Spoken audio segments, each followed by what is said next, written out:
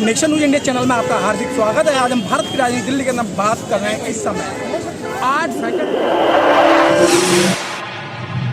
News channel पर जो भी वक्ता ने कहा वो उसकी अपनी राय है, जिसकी पुष्टि नेशन न्यूज इंडिया नहीं करता। धन्यवाद। यूनिवर्सिटी से और यहाँ डॉक्टर रीतू को जो आंदोलन कर रहे हैं और आज देश के अंदर जातिवाद इतने बड़े पैमाने पर है कि देश को आज़ाद हुए 76 साल हो गए, लेकिन जातिवाद आज भी। तो क्या लगता है डॉक्टर रीतू को क्यों निकाला? भारत में जाति व्यवस्था इस कदर से हावी है कि इसकी बारीकियों को समझना होगा। ये जो मनुवादी लोग हैं ये बहुत ही चालाकी से इस तरह के षड्यंत्र रचते हैं और उस षड्यंत्र में ये हमारे समाज के लोगों को इस तरह से निकाल देते हैं ताकि ये लोग साफ बच जाए। अगर हम लोग आंदोलन ना करें या अपने अधिकारों के लिए ना लड़ें, ये धीरे धीरे इन सारे अधिकारों को काटते काटते चले जाते हैं। सर, क्या आपको लगता है कि आप जो बार बार मन से बोलते हैं 85 और 15 की लड़ाई है, 85-15 समझ में नहीं आ रहा आपको? मुझे तो समझ आ गया है, इसलिए मैंने जाति मुक्त भारत का नारा दिया है। SC, ST, OBC के लोग जब तक मर्ज होकर अपनी जातियों का एक संगठित रूप में ये लोग रोटी बेटी का संबंध आपस में स्थापित नहीं करेंगे, तब तक इनकी दिल्ली की जो सत्ता है, जो संसद है, वो प्राप्त करना मुश्किल नहीं, बहुत मुश्किल होगा। मैं जो कहना चाहता हूँ कि कुछ लोग कहते हैं कि जाति मुक्त भारत क्या है। जाति मुक्त भारत मछली की वो आँख है जिसका निशाना संसद है। संसद हमें चाहिए, संसद हमारी है।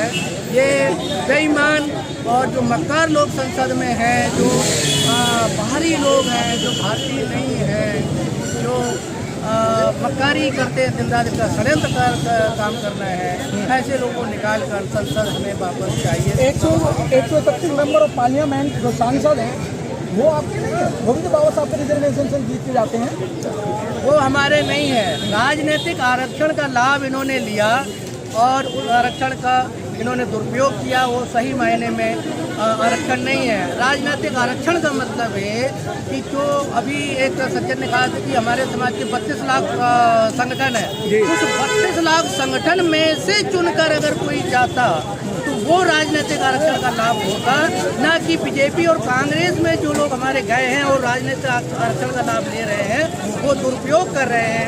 ऐसे लोगों को घर से निकाल कर अच्छी सी छटाई करनी चाहिए, अच्छी सी धुनाई करनी चाहिए, तब इनको अकल आएगा। 25 लाख संगठन जो अपनी दुकान नहीं चला रहे हैं, 25 लाख जो संगठन है वो अपनी दुकान चला रहे हैं ना। बाबा साहब ने जो दिया था आपको बचा क्या?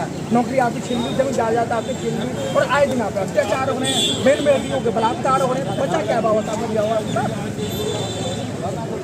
बहुत कम लोग हैं जो बाबा साहब को समझते हैं या पढ़ते हैं, गिनती भर के लोग हैं।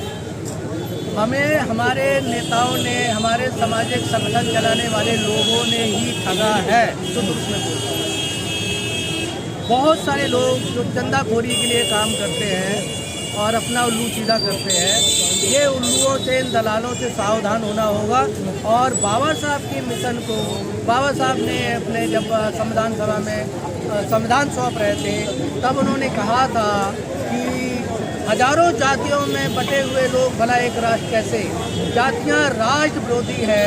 हमें जातियों को मर्ज करके एक जाति में होना होगा, तब हम सही मायने में न्याय कर पाएंगे। सही मायने में न्याय कर पाएंगे। सर, क्या लगता है देश को आज़ाद हुए आज 75-76 साल हो गए और आज भी जातिवाद बड़े पैमाने पर है, क्यों? इनके वेदों का खंडन नहीं होगा जब तक इसके लिए हमें अपनी सरकार बनानी पड़ेगी। भेदों का खंडन कैसे करेंगे? आपका संविधान भी तो है ना सर, आप संविधान को घर में क्यों नहीं पढ़ा रहे हैं? वो तो पढ़ाते नहीं। ऊपर जो यूनिवर्सिटी में जो बैठा है वो तो चाहता ही नहीं, ये कारण है। तो डॉक्टर रीतू को यहाँ बैठे हुए, डॉक्टर रीतू ने PhD करा है और मेहनत की है, कॉलेज में पढ़ाने का भी काम किया। जब बाबा साहब को पढ़ाते हैं तो उनको कॉलेज से निकाल दिया जाता है। हाँ, ये नहीं चाहते मनुवादी लोग के अम्बेडकर को अम्बेडकर पड़ा है, ये कारण। तो कब तक ऐसे अत्याचार सहन करोगे? जब तक तो ये जितने भी राजनीतिक संगठन है, जब तक ये अपनी सरकारें नहीं बनाएंगे, इससे पहले कोई उपाय नहीं। सर राजनीतिक संगठन तो बाबा साहब को बेचने का काम कर रहे हैं, तो सारी रहे हैं, तो यही हाल तो है, जूते भी खा रहे हैं, ये पता है ना, जूते खा रहे हैं।